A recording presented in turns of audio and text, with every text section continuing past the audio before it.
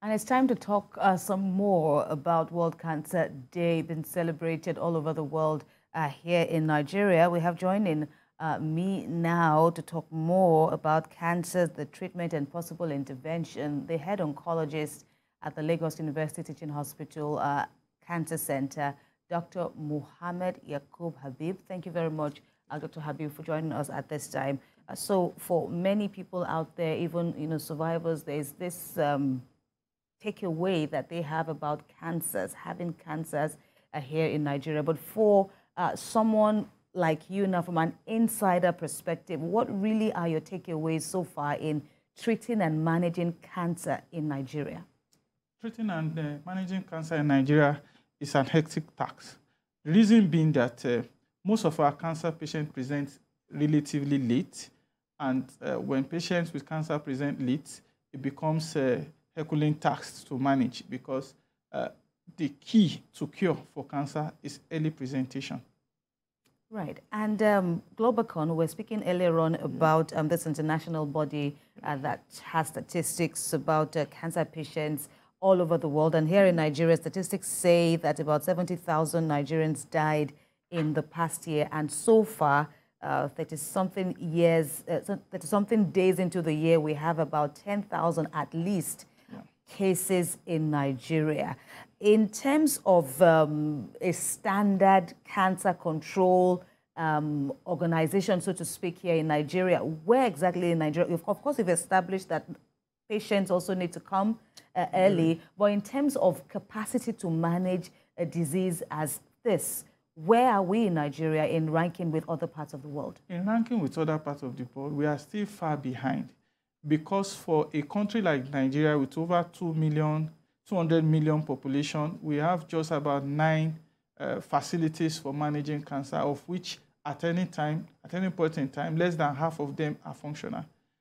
Today, thank God, we have NSI Elite Cancer Center, which is the most comprehensive cancer center in sub-Saharan Africa.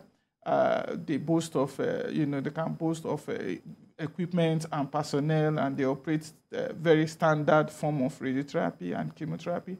However, patients still pay out of pocket, and which is a big issue. It's a big block to, assessing treatment.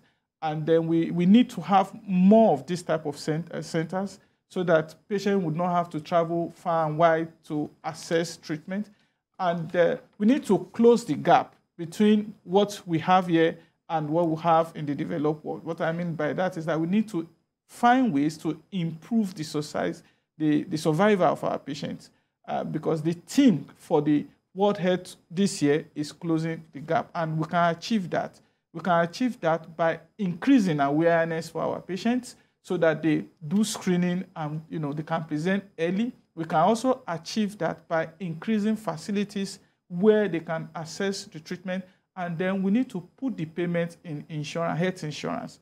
Health insurance must cover every type of cancer treatment. This is the only way that we can close the gap, by increasing awareness, making our population go for screening, then putting things in place so that they don't have to travel far and wide to search for treatment. Absolutely. And also financing the treatment through insurance. Absolutely. All right. Okay. So funding is key. Of course, the people also, need to be mindful of, best standards, living standards, so to speak. But, researching about this, there's also this talk about vaccination. Yes. What exactly is that about, and how much of this will how will this help in, reducing the death rates? Yes. Some cancer types can be prevented through vaccination. For example, do we have them? Yes, we have the vaccine. Unfortunately, they are not readily available, and then you still have to pay out of pocket to get it. And awareness, most of the population are not even aware of it, so they won't even seek for it. So we need to also raise awareness on this type of treatment, this type of prevention, that you can use vaccine to prevent certain malignancy or certain cancers, like cervical cancer, and if you are able to vaccinate younger children, pre-pubertal females and young males, this will go a long way to, prevent transmission of human papillomavirus, which is the cause of cervical cancer. All right, Dr. Mohammed Habib, thank you very much for speaking with us on TVC News. Thank you.